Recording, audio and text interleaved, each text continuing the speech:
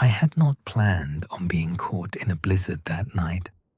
I had only meant to run a quick errand before heading back to the winter chateau where I was staying. The snow had started to fall softly, the kind that makes everything look like a perfect winter evening. I had no reason to think I wouldn't be back at the chateau within 10 minutes. The doorman had mentioned a storm was on its way as I passed earlier, but I hadn't given it much thought. I made it to the shop without delay. I did, however, spend more time than I should have looking for the right bottle of wine. By the time I stepped back outside, the weather had shifted. What had been a gentle snowfall was now moving faster, heavier.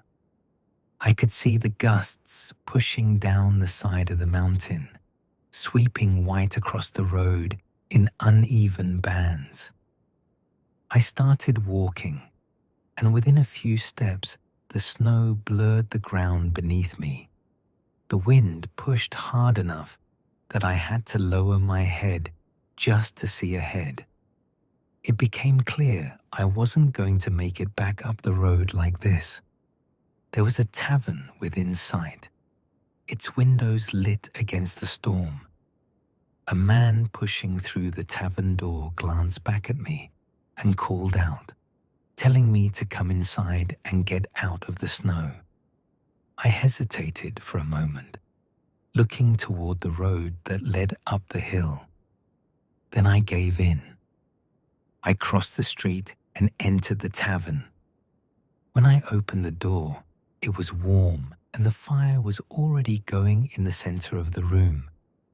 A handful of others had been caught like me and were brushing snow from their jackets before settling into their seats. In the back, I saw pizza turning in a wood-fired oven and realized I hadn't eaten. I ordered a pint and a slice, then carried them to a seat by the window. The snow had begun to pile up against the glass. The street beyond it was nearly impossible to see. I took a bite of the pizza and let out a quiet laugh. Just another small adventure to add to an already well-lived life. I could hear a few people nearby talking about the storm, how quickly it had come in, and how that wasn't unusual for this small mountain town. I took a slow sip of my pint. How long had it been? 20 years? No, 25. I had spent the last 25 years of my life traveling the world, moving from one place to the next, chasing small adventures and whatever beauty I happened to find along the way. I had seen deserts and coastlines, cities that never seemed to sleep, and villages that felt untouched by time. And even with all of that, I had never found myself in a situation quite like this, sitting in a tavern only minutes from where I was staying, watching a storm build outside the window.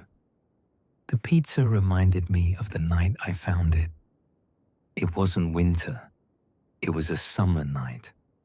I was working for a newspaper at the time, a junior journalist trying to work my way into the travel division.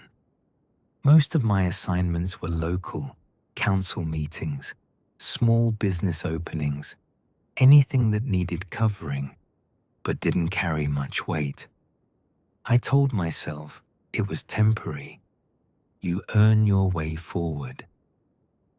That night, I'd been sent to cover a small street festival downtown. It wasn't important. A few food vendors, live music, families walking between booths with paper plates in their hands. I remember thinking it would be an easy piece. Something short, something safe.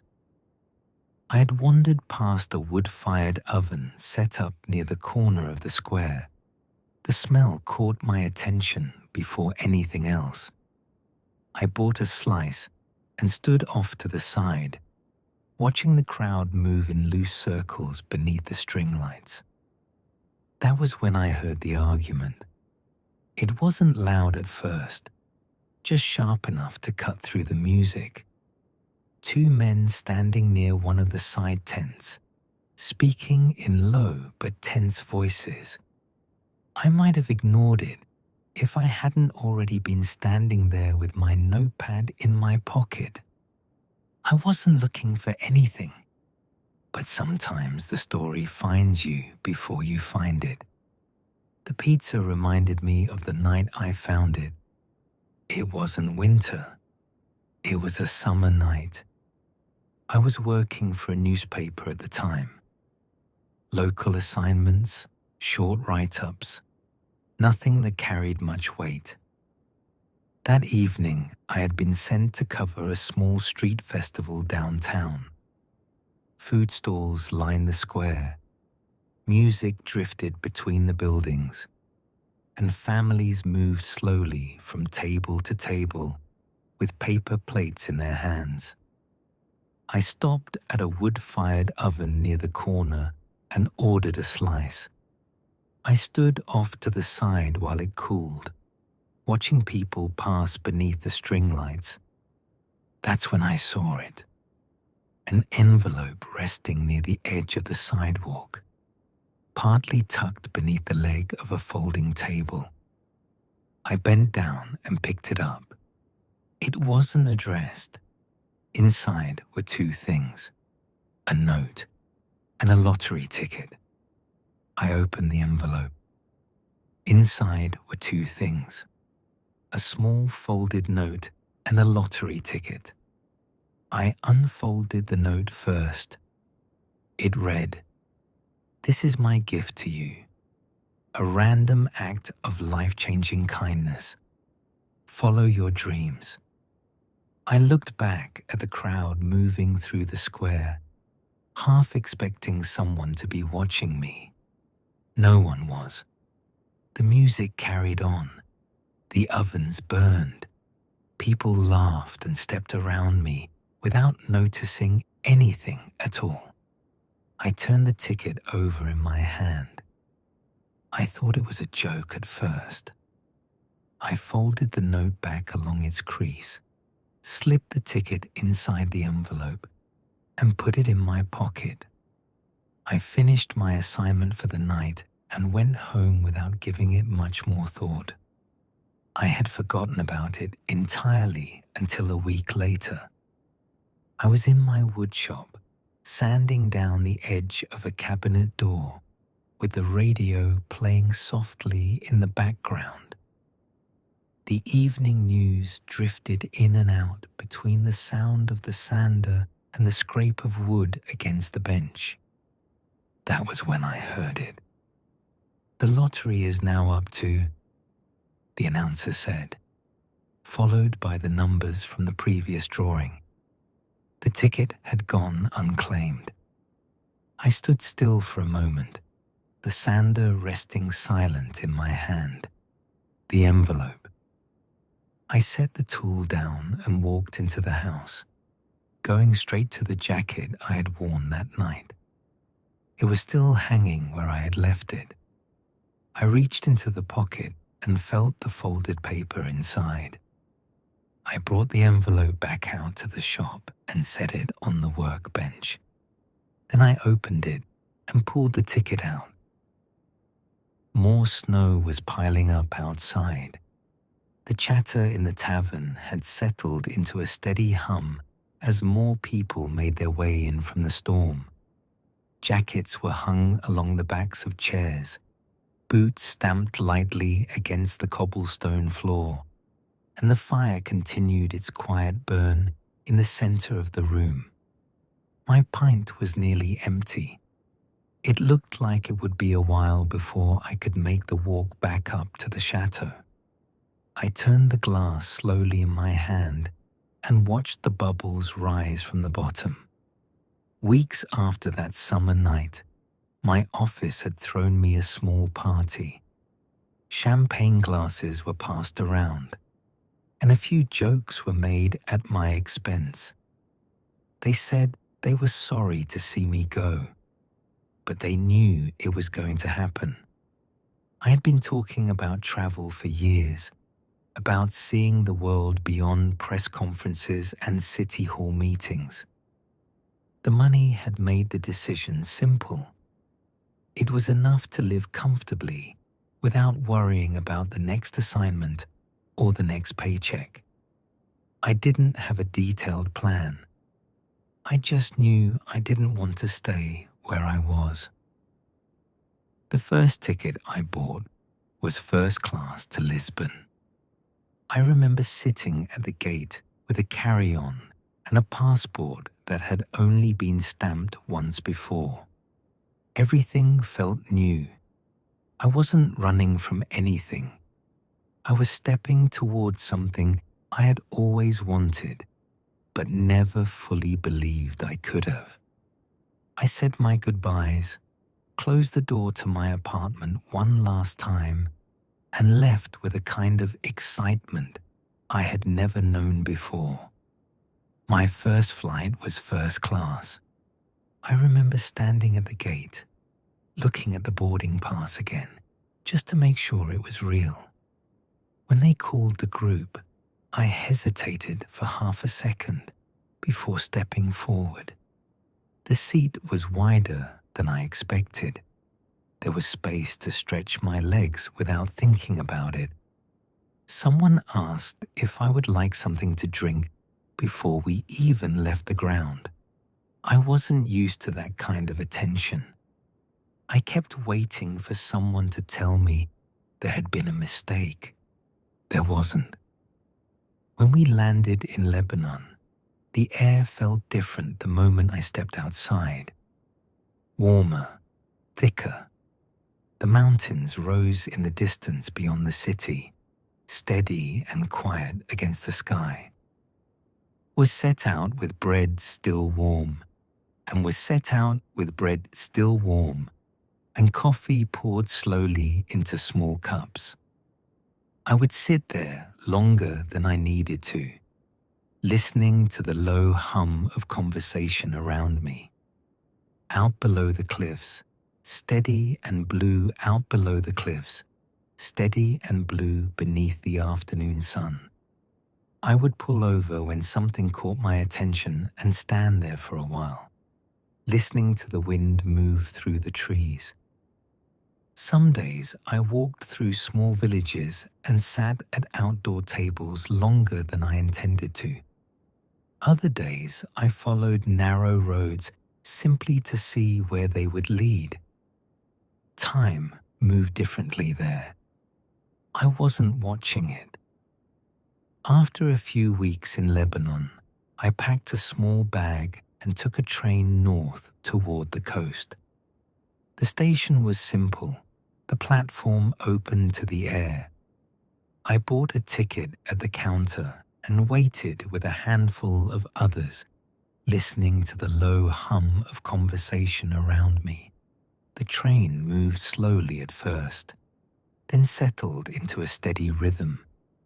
I watched the hills roll past the window, small towns appearing and fading just as easily. There was something comforting about not needing to rush. I didn't have an itinerary taped to the inside of my notebook. I didn't have a return date circled on a calendar. I had time. When I reached the next city, I found a guest house near the water and stayed longer than I meant to. The owner brought coffee out in the mornings and asked where I had come from. I told him I wasn't sure yet. He laughed and said that was the best kind of traveler. In the evenings, I walked along the shore and spoke with fishermen mending their nets. One of them invited me to join his family for dinner. We sat at a long table outside while the sun dropped behind the buildings, passing plates back and forth without much ceremony. They asked about my home. I asked about their boats. It was simple conversation, the kind that doesn't need to impress anyone. Days passed that way. I moved again after that, this time by ferry across the water to another country I had only read about before. The deck was crowded with travelers leaning against the rail, watching the coastline fade into the distance. I stood there longer than I needed to, letting the wind press against my jacket.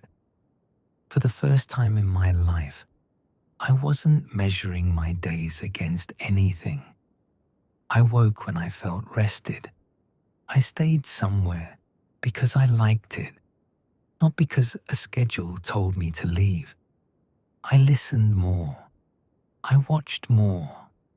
I wrote when I felt like writing. The money had made it possible, but it wasn't what stayed with me. It was the space.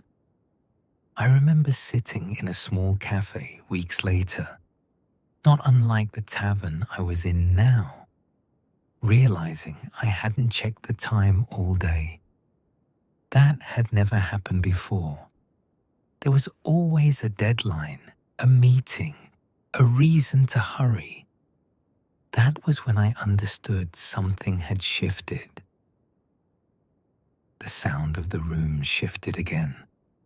I looked up from my glass and noticed the snow outside had begun to slow. The flakes were still falling, but they no longer moved sideways across the street. The wind had eased. Through the window, I could see farther down the road than I could before. The storm had settled into something quieter. A few people near the door stood and glanced outside, as if measuring the walk home. Someone shook out a coat before sitting back down. The fire continued to burn in the center of the room, steady and unchanged. I took another sip of my pint and let my mind drift once more. I traveled like that for a few years, one country into another. I didn't stay anywhere long enough to feel tied down. Beaches, cities, mountain villages, ports where ships came and went at all hours. I carried a single suitcase and a notebook, and that felt like enough. I met her one afternoon. She was sitting at a cafe near the water, reading a book I had just finished a few days earlier. I recognized the cover from across the patio. I asked her what she thought of it. She told me she wasn't sure she wanted it to end. We talked through the afternoon, then into the evening. I had planned to leave that town the next morning. I stayed. A week later, we were looking at train schedules together. She had the kind of work that allowed her to move if she wanted to. I asked if she had ever thought about seeing more of the world. A week later, we were looking at train schedules together. She closed her laptop that night and told me she could do her work from anywhere, at least for a while. A month later, she decided not to go back at all. She packed lighter than I did. We traveled like that for years. 2 bags, 2 passports, long train rides, and early morning flights. We learned how to read maps in stations where we didn't speak the language. We learned how to find the quiet streets behind busy ones.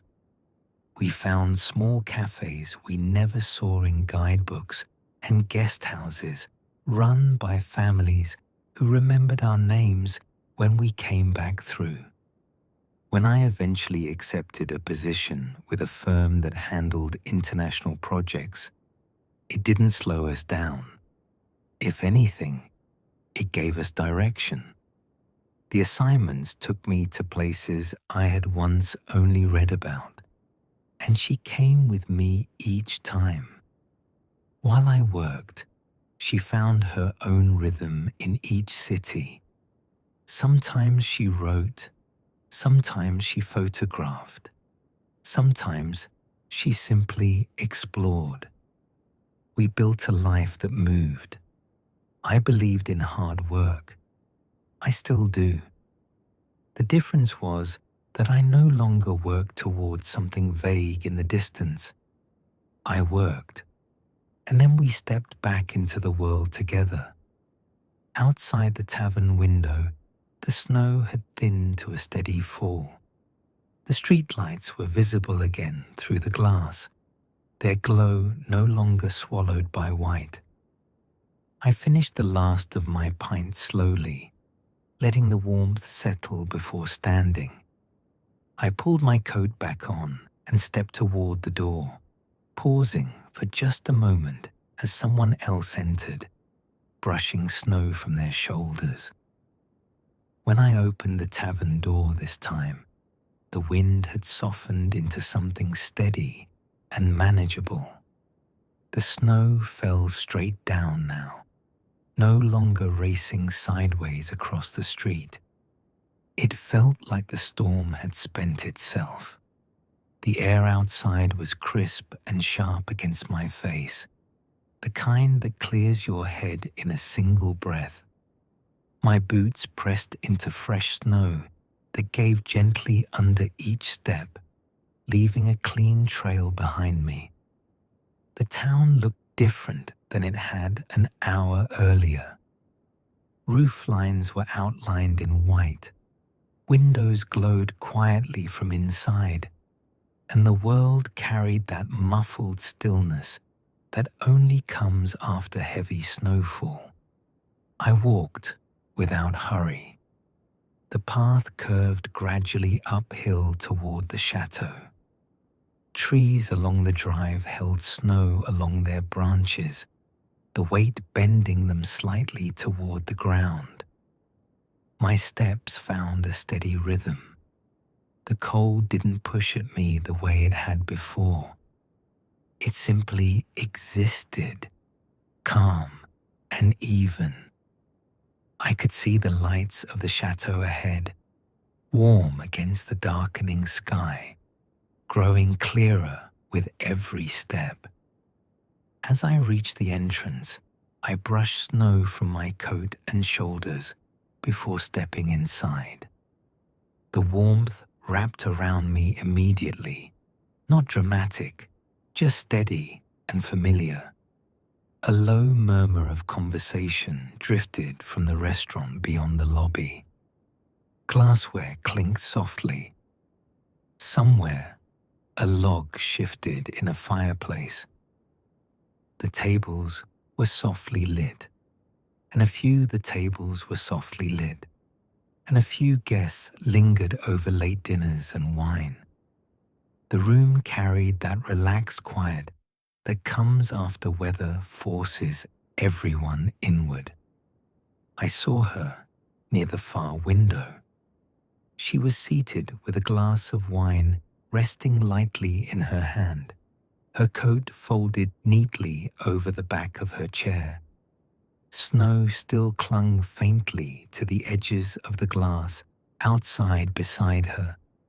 She looked up as I entered the room, as if she had known the exact moment I would walk through the door.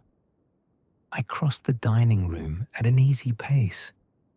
My steps felt measured, unhurried, the way they do when there is nowhere else to be. She set her glass down and tilted her head slightly, that familiar expression somewhere between amusement and welcome. When I reached the table, she looked at me and smiled,